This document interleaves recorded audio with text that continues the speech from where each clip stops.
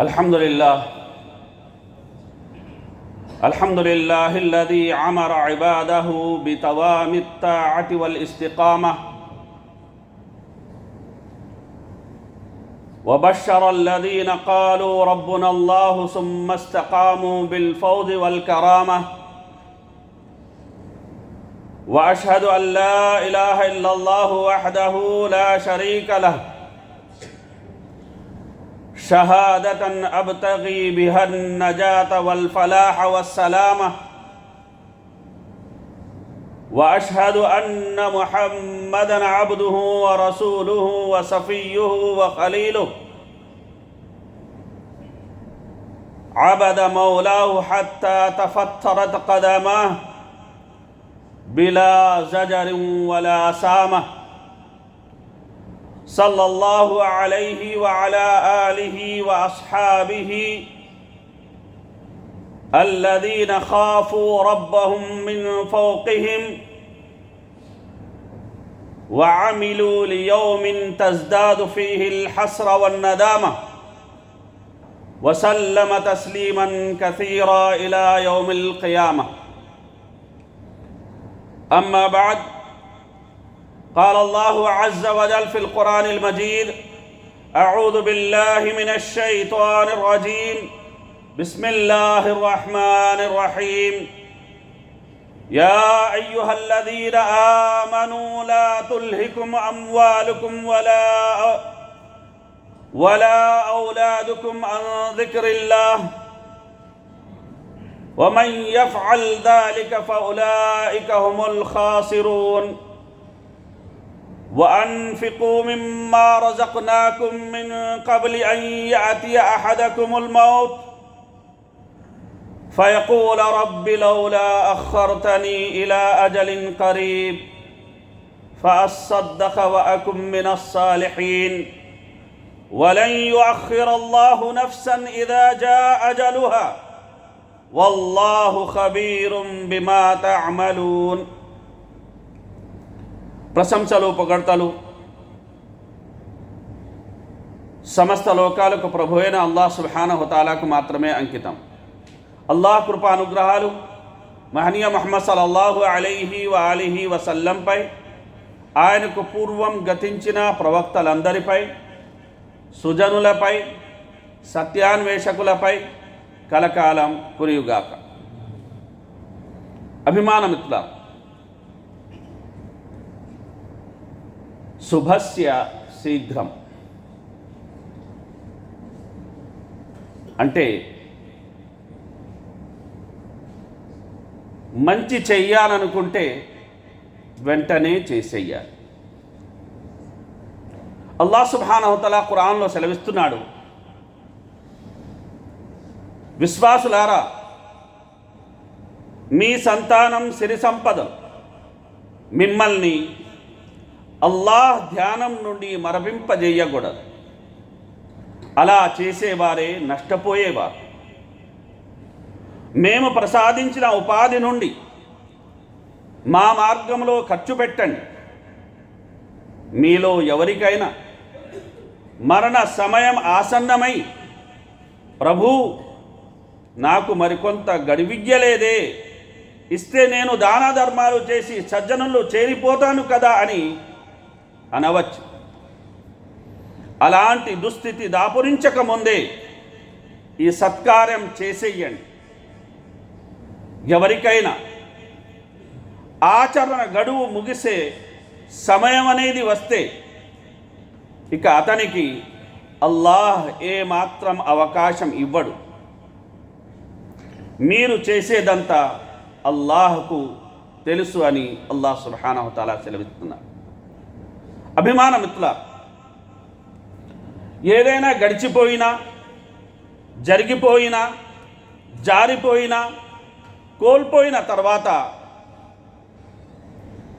ఎవరేమనుకున్నా, ఏం చేసినా, ఎంత బాధపడినా ప్రయోజనం ఉండదు. ఇలాంటి పరిస్థితిని చేతులు కాలాక ఆకులు పట్టుకోవడం అంటారు. అలాంటి పరిస్థితిలో పరిష్కారం కోసం అనేది వెతకడం కన్నా ముందు జాగ్రత్తలు తీసుకోవడం అనేది మంచిది.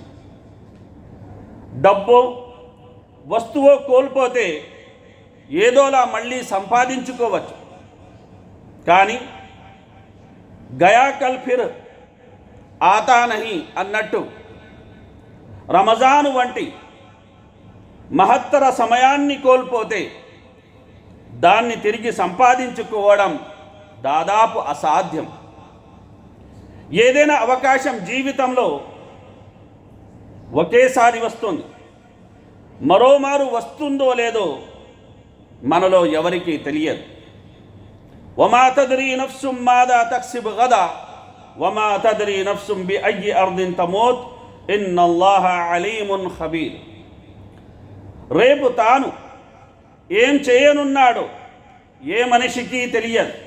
అలాగే తనకు ఏ భూభాగంలో మృత్యు కాటు వేస్తుందో కూడా ఎవరికీ తెలియదు. సమస్త విషయాలు అల్లాహ్కు మాత్రమే తెలుసు. ఆయన సర్వజ్ఞాని, సమస్తం ఎరిగినవాడు. అభిమాన మిత్రులారా, మనకు అంది వచ్చిన అవకాశాన్ని, ఈ రమజాన్ సువర్ణ అవకాశాన్ని ఒడిసి పట్టుకొని పైకెదగాలి. ఆ అవకాశం తప్పిపోయిన తర్వాత దాని గురించి ఎంత వగచినా ప్రయోజనం ఉండదు. ఆ అవకాశం వచ్చినప్పుడు తెగువ, చొరవ వంటి లక్షణాలు ప్రదర్శించి సద్వినియోగం చేసుకోవాలి. కాలం ఎవరి కోసము ఆగదు. దాంతోపాటే మనము పయనిస్తూ వచ్చే మార్పులకు అనుగుణంగా నడుచుకుంటేనే దాన్ని సద్వినియోగం చేసుకోగలం.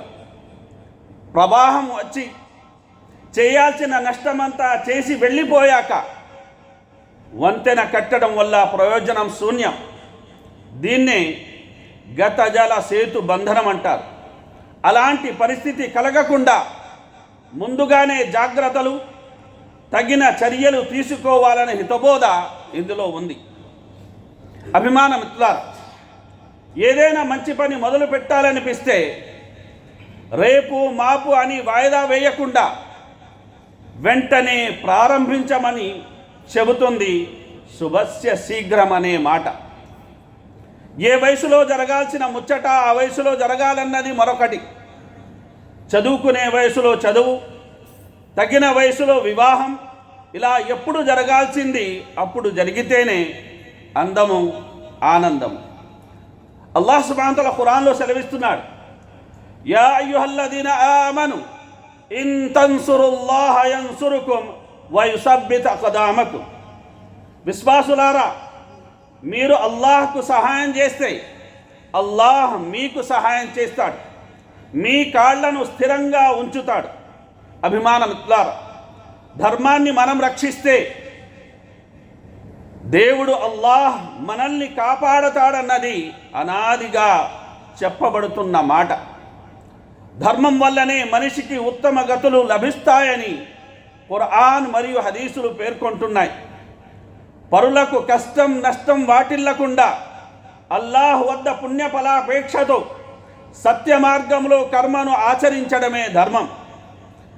దీనివల్లనే మనిషికి శాంతి, సౌఖ్యము, ముక్తి మార్గాలు చేరువవుతాయి. ధర్మాన్ని ఆచరించేవారన్నా, ఉపదేశించేవారన్నా, ప్రోత్సహించేవారన్నా అల్లాహ్కు బహుప్రీతి. ఆయన వారి వెన్నంటే ఉంటారు. వహువ మాకుం ఐనమా కుంతుం వల్లాహు బిమా తఅమలూన బసీర్. మీరెక్కడ ఉన్నా ఆయన మీ వెన్నంటే ఉంటాడు. మీరు చేసే ప్రతి పని ఆయన చూస్తున్నాడు. ఆయనే విశ్వాసుల్ని కాపాడుతాడు. ధర్మాత్ముల ప్రార్థనలను వింటాడు. ధర్మం 4 పాదాల నడయాడే లోకాలను, లోకులను మేలు చేస్తాడు. అభిమాన మిత్రులారా, ఈ సందర్భంగా మనం నెత్తురోడుతున్న గాజాను మర్చిపోకూడదు. చుట్టూ శిథిలాలు, అంతటా మృతదేహాలు, ధ్వంసం కాగా మిగిలిన ఆసుపత్రుల నేల మీద నెత్తుటి మడుగుల్లో మనుషులు, వాళ్లను కాపాడాలని కన్నీళ్లతో ప్రయాసపడుతున్న డాక్టర్లు, ఆపత్కాలంలో అందుబాటులో లేని అత్యవసర ఔషధాలు, కనీస వైద్య వసతులకు దిక్కులేని దయనీయ పరిస్థితులు, ప్రస్తుతం గాజాలో కనిపిస్తున్న ఈ హృదయ విదారక దృశ్యాలు అక్కడి మానవతా సంక్షోభాన్ని కళ్లకు కడుతున్నాయి. ఇజ్రాయెల్ హమాస్ల మధ్య కుదిరిన కాల్పుల విరమణ ఒప్పందం పశ్చిమ ఆసియాను స్థిమితపరచగలదన్న ఆశలన్నీ ఒక్కసారిగా ఆడి ఆశలయ్యాయి. మొన్న మంగళవారం గాజాలోని 80 ప్రదేశాలపై ఇజ్రాయెల్ చేసిన వైమానిక దాడుల్లో 400కు పైగా ప్రాణదీపాలు కొండెక్కిపోయాయి.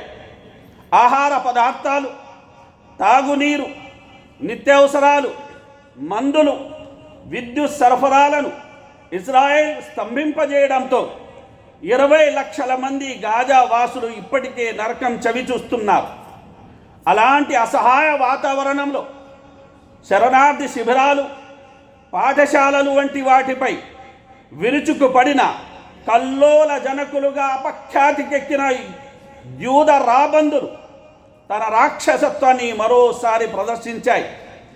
తమకు చెప్పాకే ఇజ్రాయెల్ గాజా మీద దాడి చేసిందన్న వైట్ హౌస్ వర్గాల ప్రకటన హింసోన్మాద యూద మూకలకు వెన్నుదడుగా ఉంటుంది ఎవరో స్పష్టంగా వెల్లడిస్తోంది. స్వప్రయోజనాల కోసం స్వార్థ రాజకీయ నాయకుడు ఆడుతున్న మృత్యు కీడ మానవ నాగరికతకే మాయని మచ్చ. ఈ అమానవీయ దయనీయ యొక్క ఘట్టాన్ని ఎవరు గుర్తుపెట్టుకున్నా పెట్టుకోకపోయినా చరిత్ర మాత్రం తప్పకుండా తన పుటల్లో భద్రపరుచుకుంటుంది. అభిమాన మిత్రులారా, ఇదే సమయంలో స్వదేశీయ స్థితిగతులను కూడా మనం కాస్త నెమరు వేసుకోవాలి. చీమలకు చక్కెర, పాములకు పాలోసి, జీవకారుణ్యమే జీవితం అనే మనుషులే తోడ పుట్టిన వాళ్లను ఊరవతలకు నెట్టి కులమంటూ మతమంటూ ఇలా మీద కలహాలు గిరిగీసి కోటి విద్యలు కూటి కోసమన్నది పోయి కోట్లకు పడగలెత్తి కోరికలు చెలరేగి నిజంగా మాయమైపోతున్నాడు మనిషన్నవాడు. మచ్చుకైనా లేడు చూడు మానవత్వం ఉన్నవాడు అన్న కవి మాటను నిజం చేస్తున్నాయి. ఒకటి విధ్వంసకర మతమని, ఇంకొకటి విద్వాంసుల మతమని మైకెక్కి చెబుతున్న కొందరు బురద బుద్ధి ప్రబుద్ధుల వల్ల చరిత్రతో అసలు సంబంధమే లేని కొన్ని అసత్య చిత్ర ప్రదర్శనల వల్ల ఉన్న ఆ కాసింత మానవత్వం కూడా మంటగలిసిపోతున్నది. అల్లాహ్ ఖురాన్లో సెలవిస్తున్నాడు, లతుబ్లఉన్న ఫీ అమ్వాలికుమ్ వ అన్ఫుసికుమ్ వలతస్మఉన్న మినల్లదీన ఊతుల్ కితాబ మిన్ కబ్లికుమ్ మినల్లదీన అష్రకు అదన్ కసీరా వఇన్ తస్బిరు వతత్తఖు ఫఇన్న ذلك మిన్ అజ్మిల్ ఉమూర్. భవిష్యత్తులో మీరు ధన ప్రాణాల విషయంలో అనేక కఠిన పరీక్షలకు గురి కావలసి వస్తుంది.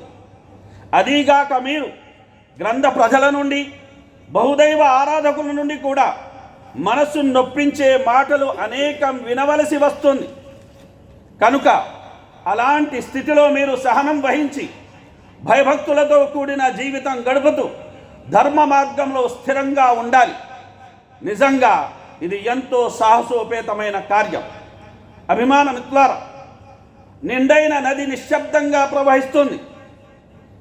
పిల్ల కాలువలుగా చీలి గులకరాళ్ల మీద ప్రవహిస్తున్నప్పుడు గలగలమంటూ శబ్దాలు చేస్తుంది. నిండుకుండ తొనకదు. ఇలాంటి ఉపమానాలు ఎన్ని చెప్పినా మాట్లాడడం మానవుడు మనిషి భావ వ్యక్తీకరణ కోసం అల్లాహ్ అతడికిచ్చిన మహత్తరమైన శక్తి. ఉక్తి అంటే మాట. సృష్టిలో మరే జీవికి అది లేదు. అందుకే దాన్ని ఆచి తూచి మనం వాడాలి. మనసులోంచి వచ్చినట్టుండాలి. మంచి మాట అనిపించాలి. అందరినీ ఆలోచింపజేయాలి. స్నేహం, వైరం, నిర్మలత్వం, కళంకం, పుణ్యం, పాపం, శాంతి అశాంతి మంచి చెడు అన్నీ మాటలను బట్టే వస్తాయి. మాట మనసును నొప్పించను గలదు, ఒప్పించను గలదు. మన చేతలే కాదు, మాటలు కూడా ఇతరులకు బాధ కలిగించకూడదు. మహనీయ ముహమ్మద్ సల్లల్లాహు అలైహి వసల్లం వారి మాట ఈ సందర్భంగా మనందరికీ ఆదర్శనీయం, ఆచరణీయం. అల్ ముస్లిము మన్ సలిమల్ ముస్లిమూన మిన్ లిసానిహి వ యదిహి వల్ ముహాజిరు మన్ హాజా మా నహల్లాహు అన్. నిజంగా విధేయుడు ఎవరు, ముస్లిం ఎవరు అంటే తన మాటల వల్ల కానీ తన చేతల వల్ల కానీ ఏ ఒక్కరికి ఇబ్బంది తలపెట్టని వాడు. మరి నిజమైన ముహాజిరు ఎవరు అంటే అల్లాహ్ నిషేధించిన వాటిని పరిత్యజించిన వాడు అని ప్రవక్త సల్లల్లాహు అలైహి వసల్లం వారు సెలవిచ్చారు. ఇక అభిమాన మిత్రులారా, నేడు రాష్ట్రీయంగా చర్చనీయాంశం అయిన యొక్క అంశము బెట్టింగ్ బాబ్జీల భాగోతం. అయితే వీరు 10, 20, 30 కోట్ల స్కామ్ చేసిన వారు మాత్రమే. ముస్లిం ప్రజా జీవితాల్ని మోసం చేసి వారికి ఉన్న బలహీనత, అదే లాభాపేక్ష ఏదైతే ఉందో దాన్ని ఆసరా చేసుకొని 100 కోట్లు సంపాదించి తిమింగలాల్లా బతుకుతున్న ఆడ మగలు ఎంతోమంది నేడు ముస్లిం సమాజంలో కూడా ఉన్నారు. అభిమాన మిత్రులారా, వీరు ఏ మస్లక్కి చెందిన వారైనా ఆర్థిక నేరస్తులే. వీరందరూ అల్లాహకు భయపడాలి. వీరి గూబలు గుయ్యమనిపించే రోజు ఖచ్చితంగా ఒకటి వస్తుంది అని గుర్తెరిగి మసులుకుంటే వారికే మంచిది. అయినా నేరం ఒక స్థాయి దాటితే తర్వాత గౌరవంగా మారిపోతున్న నేటి తరంలో ఎవరు ఎలా ఉంటే మనకేంటి అని మౌన మునులుగా లేదంటే తాయిలాలు పుచ్చుకొని ముస్లిం సమాజానికే తైలం అంటిస్తున్న మంచి అనిపిస్తుకున్నాక కొందరు పెద్దలు పండితులు వారి మౌనాన్ని వీడాలి. జనంలో చైతన్యాన్ని వారు తీసుకురావాలి. అభిమాన మిత్రులారా, మనం ఈ సందర్భంగా కొన్ని విషయాల్ని దృష్టిలో పెట్టుకోవాలి.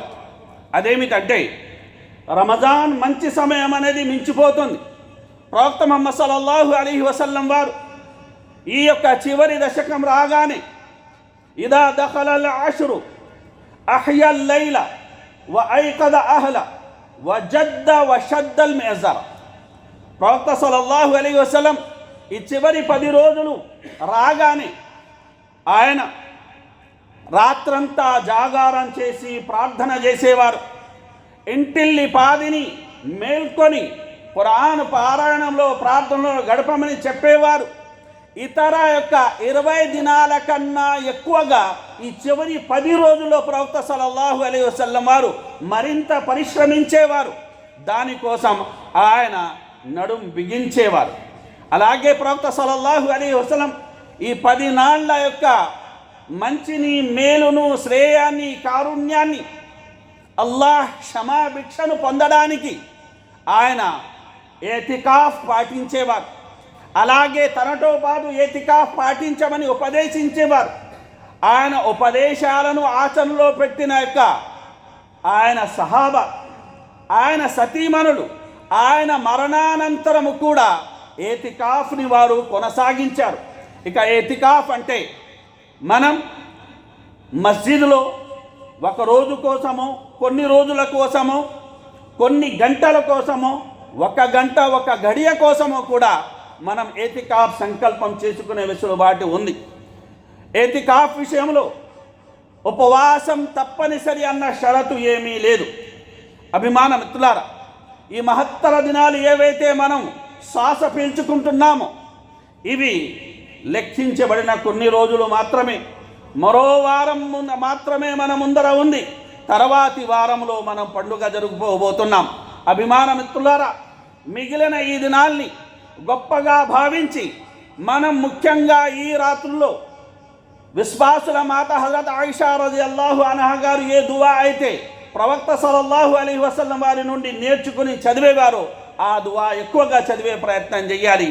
ఆ దువా ఏమిటంటే, అల్లాహుమ్మ ఇన్నక అఫువన్ తుహిబ్బుల్ అఫ్వా ఫాఫు అన్ని. అభిమాన మిత్రులారా, పొద్దున్న లేద్దామనుకుంటాం కానీ లేవలేకపోతాం. ఈరోజు తప్పకుండా ఫలానా పని చేయాలనుకుంటాం కానీ రేపు చేద్దాంలే అనుకొని వెనకడుగు వేస్తాం.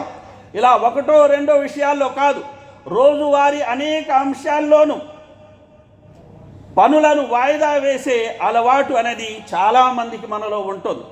ఈ విధంగా చేయడం అంటే సమయాన్ని వృధా చెయ్యడమే. ఒక విధంగా చెప్పాలంటే వాయిదాలు చేసే అలవాటు రోగంతో సమానం.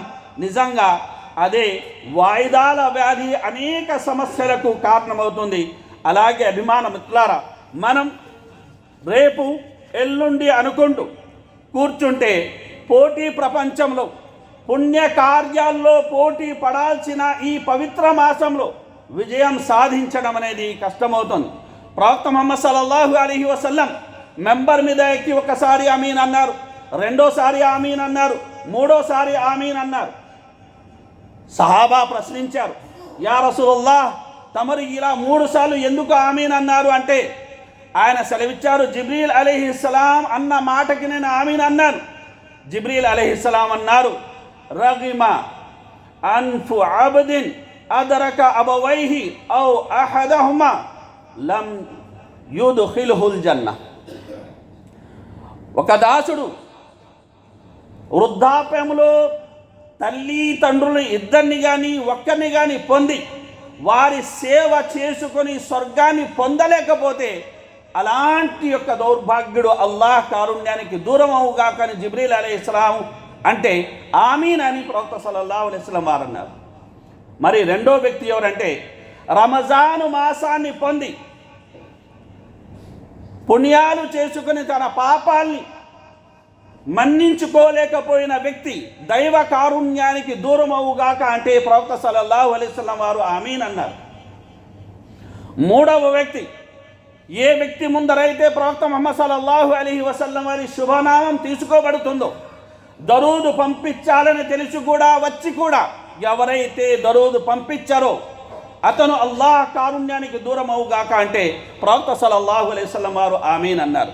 కనుక అభిమానం ఇట్లా రమజాన్ని కోల్పోవడం అనేది మామూలు విషయం కాదు సోదరులారా. కనుక నిశ్చయంగా తలుచుకుంటే నిరంతర కృషివలుగా మన ప్రయత్నం కనుక చేసినట్లయితే మనలోని ప్రతి ఒక్కరూ ఒక సహాబికి ప్రతిరూపంగా కాగలరు. ప్రతి ఒక్కరూ ఒక బిలాల్లా అవ్వగలరు.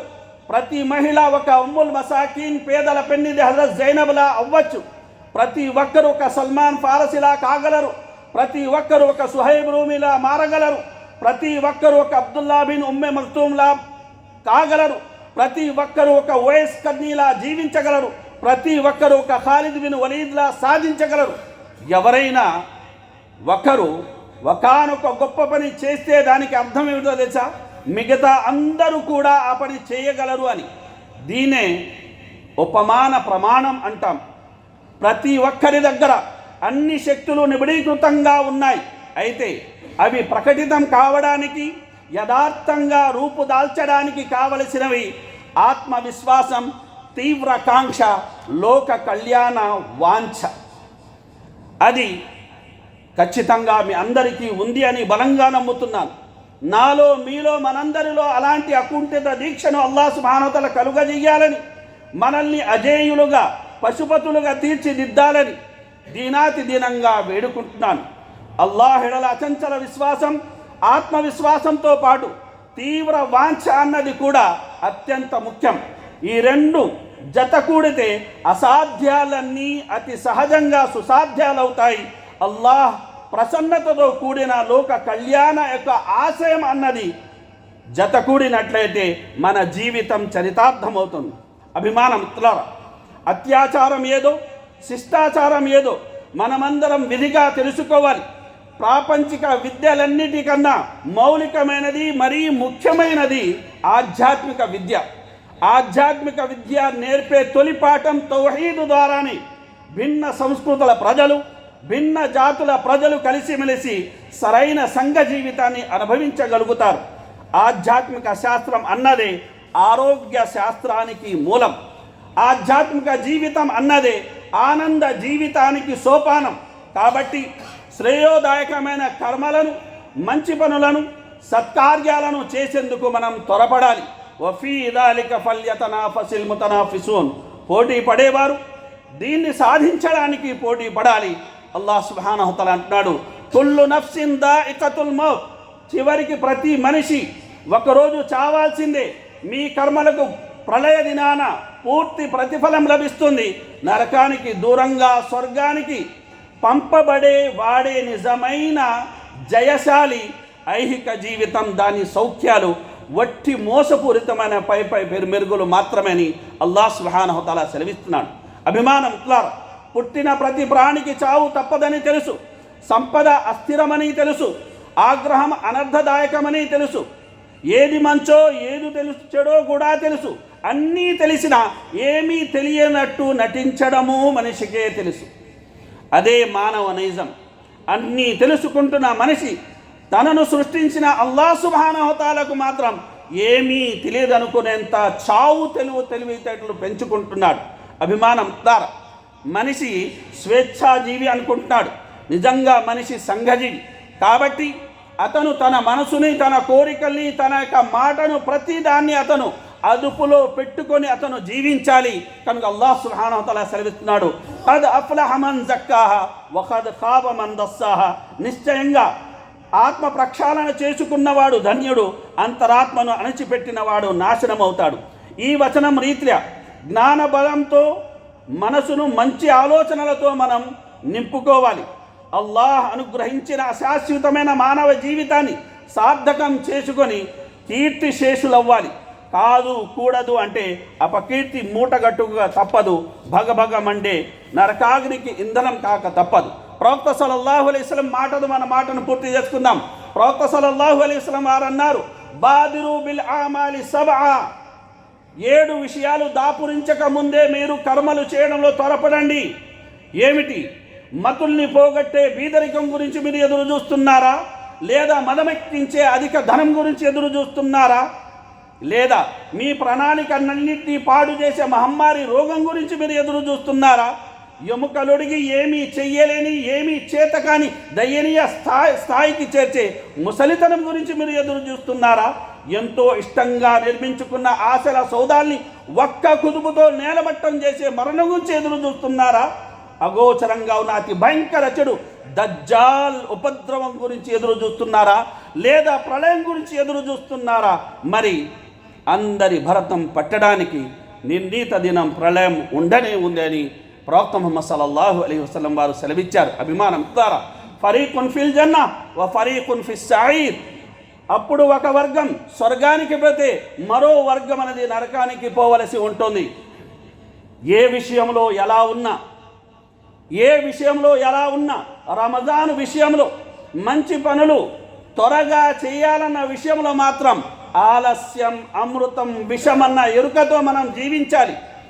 మనం ముందడుగు వేయాలి. అలా వేసే మన అడుగు మన తర్వాతి తరాలకు అడుగు జాడలవ్వాలి. అలా అల్లాహ్ సుబ్హానహు తఆలా మనందరినీ దీవించాలి. కనుక ఆలస్యం దేనికి? పదండి ముందుకు, పదండి తోసుకు, పోదాం పైకి అన్నట్టు ఖచ్చితంగా అభిమానం. ఈ రమజాను మాసం మనందరికీ ఉన్నతిని ప్రసాదించే మాసం. అల్లాహ్ సుబ్హానహు తఆలా ఇందులో మరిన్ని మంచి పనులు చేసుకునే సద్బుద్ధి సద్భాగ్యాన్ని మనందరికీ ప్రసాదించాలి. ఆమీన్. బారకల్లాహు లనా వ లకుం ఫిల్ ఖురానిల్ హకీమ్ వ నఫఅని వ ఇయ్యాకుం బిల్ ఆయాతి వ దిక్రిల్ హకీమ్ ఇన్నహు తఆలా గఫూరుర్ రహీమ్.